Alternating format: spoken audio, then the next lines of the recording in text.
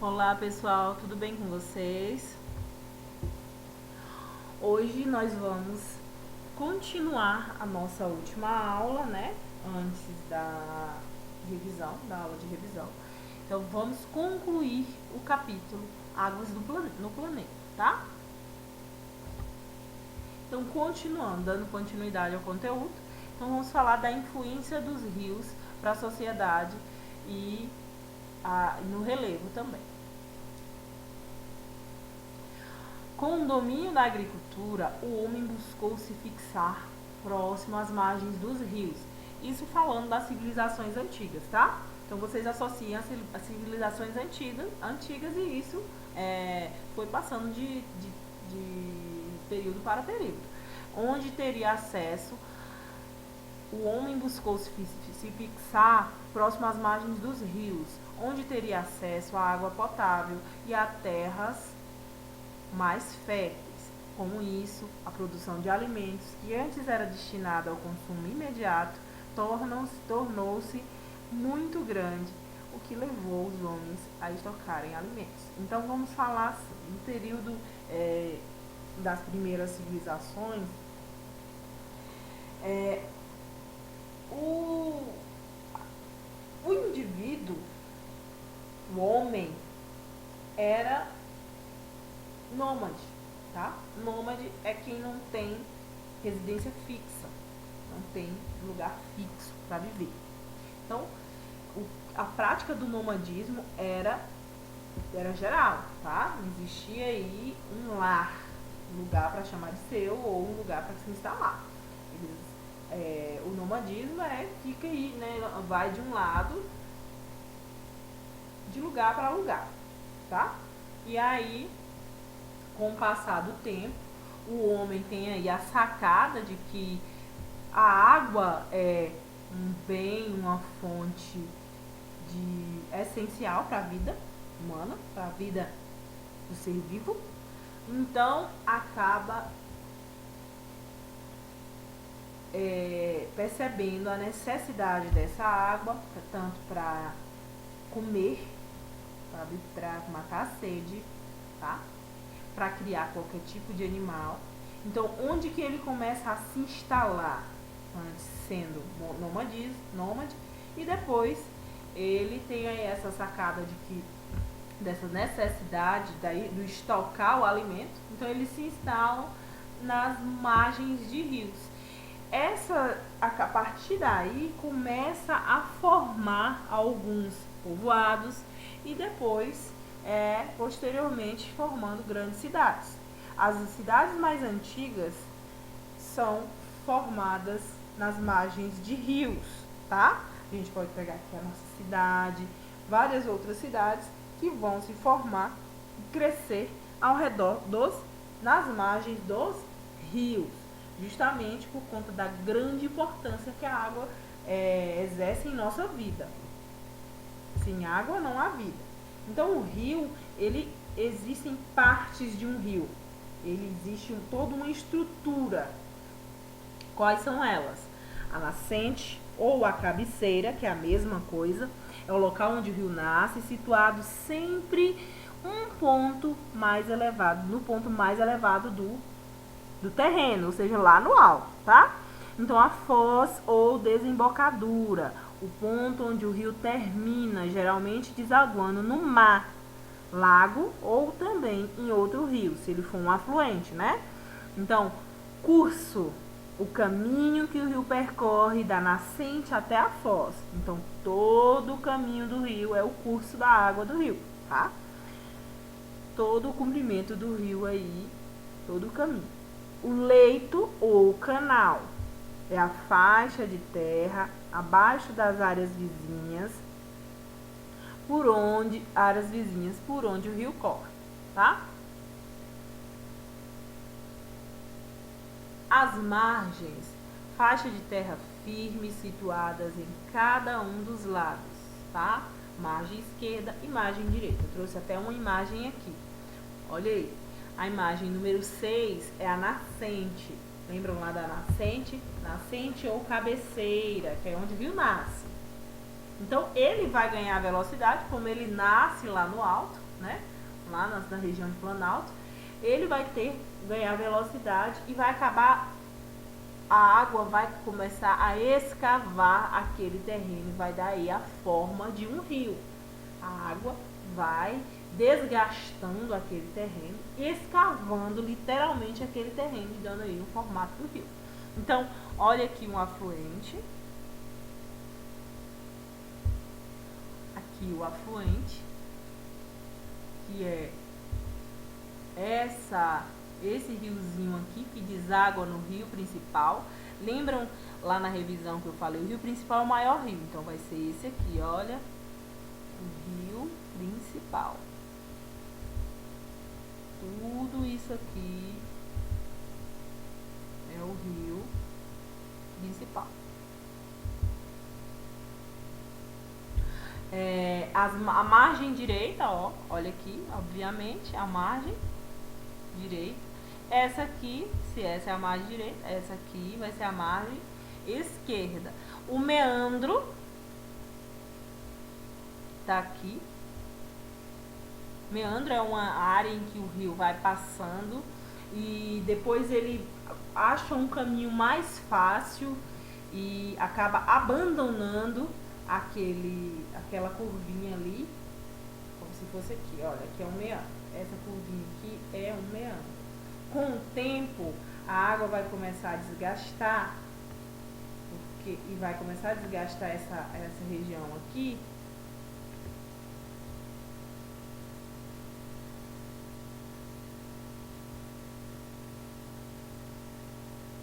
Eu queria borrar. Não consegui pegar.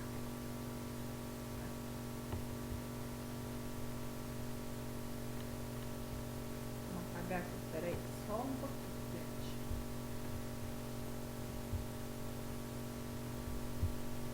Pronto. Deixa eu ver se aqui dá melhor. Olha, aqui é um meandro, essa curvinha aqui. Com o tempo, o rio vai escolher o lugar mais fácil, porque ele vai escavando e escavando e ele vai passar pelo lugar mais fácil, a água. Então, ela vai com o tempo escavando, escavando, escavando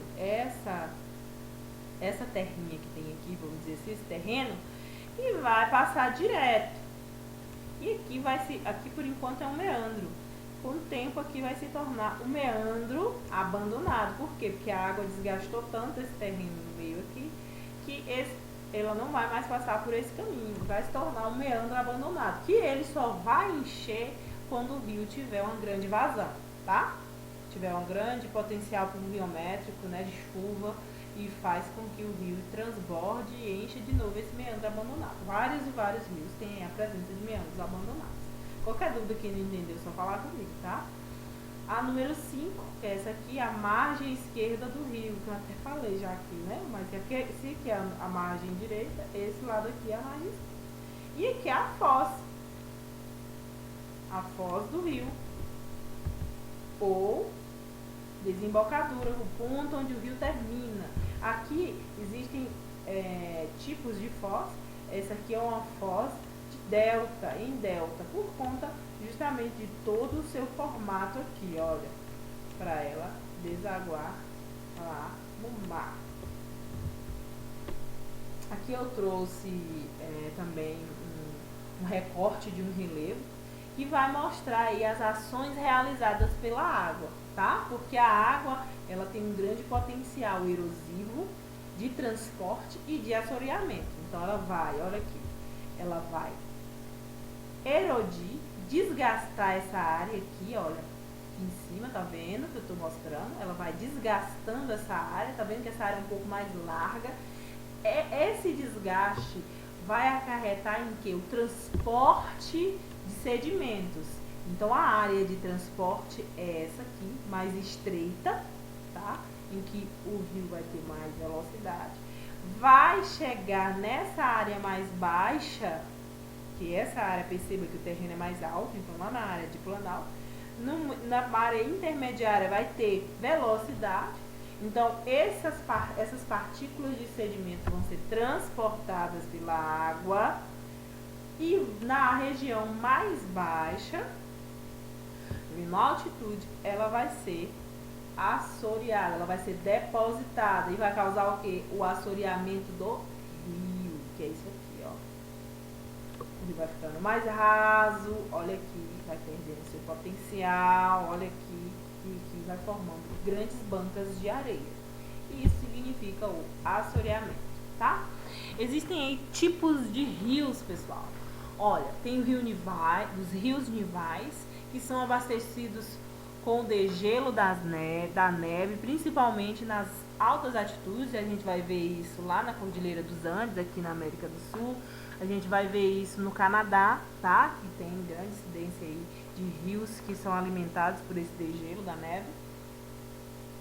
Rios glaciais, que são abastecidos pelas geleiras e calotas polares por meio do derretimento natural do gelo, podendo ser encontrado em áreas de frio extremo, como nos polos do planeta. Tem os rios fluviais, que são abastecidos com a água da chuva, sendo os mais comuns pelo mundo, tá?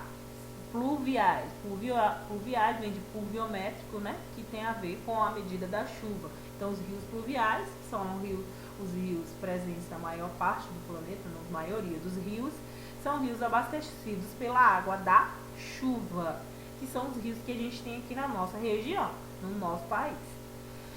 Rios perenes são aqueles que nunca secam, que são permanentes, mesmo na época de estiagem, como o Rio São Francisco, também como o Rio de Ondas, como o Rio Grande. Todos esses rios são os rios perenes. Aí vocês associam a palavra perene a permanente, tá? São rios perenes, eles são permanentes, eles não secam.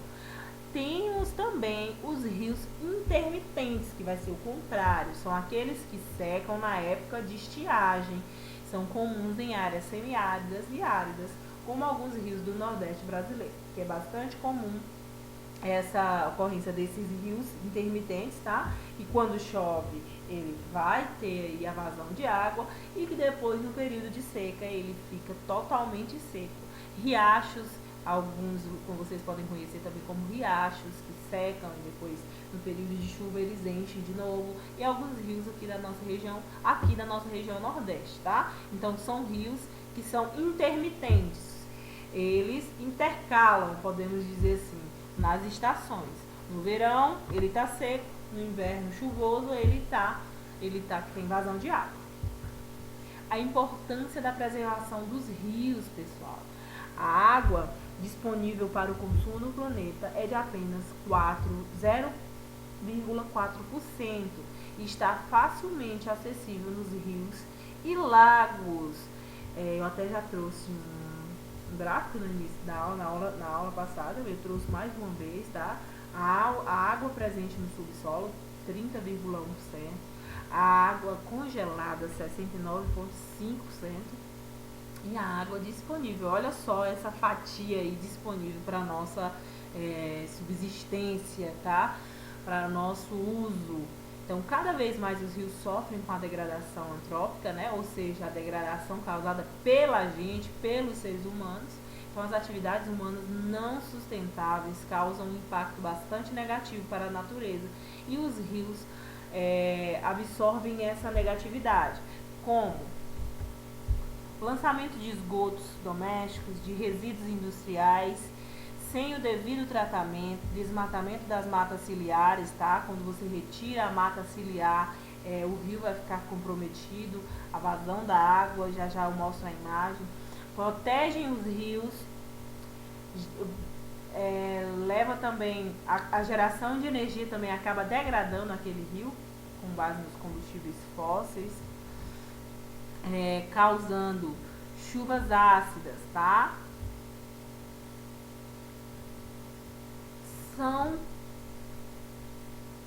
Então, no caso, essas chuvas ácidas são causadas pela poluição, primeiro, do ar, que vai fazer com que aquelas partículas que são condensadas sejam partículas, acabam tornando partículas de chuva. Quando ela vai precipitar, precipita como chuva ácida, tá? Então, são alguns dos problemas que os rios recebem na sociedade humana. E aqui eu trouxe, olha, lembra lá das matas ciliares que são retiradas? Olha aqui, a mata ciliar, o espaço natural com a presença da mata ciliar, então o rio está lindo e maravilhoso. Se chover vai ter absorção, né? Vai ter a absorção da água. Então o rio não vai desgastar suas margens, mas quando retira essa vegetação,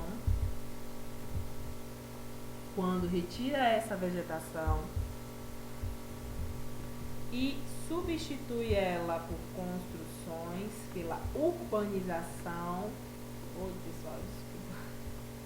pela urbanização, o que vai acontecer? Quando chover aqui, essa água vai transbordar. Por quê? Porque o que impede dela transbordar é a vegetação. Então o rio ele acaba e a construção acabou sendo executada, sendo feita na sua margem de inundação, porque todo rio tem uma margem de inundação. Então não se deve construir nas margens de um rio. Então vai ocasionar o quê? Inundações. Aqui está ocasionando o quê? A degradação, né? Está tirando a proteção do rio, tá bom? Agora a atividade de vocês vão fazer a atividade da página 208 a 210, que é pra gente concluir esse capítulo. E na próxima aula, iniciar com outro capítulo. Na aula da semana que vem, a gente vai corrigir essa atividade na aula online, tá? Um beijo pra vocês e eu aceito a atividade até o dia 9, que vai ser no domingo, porque na segunda-feira a gente vai corrigir ela online. Um beijo, qualquer dúvida, chama no privado.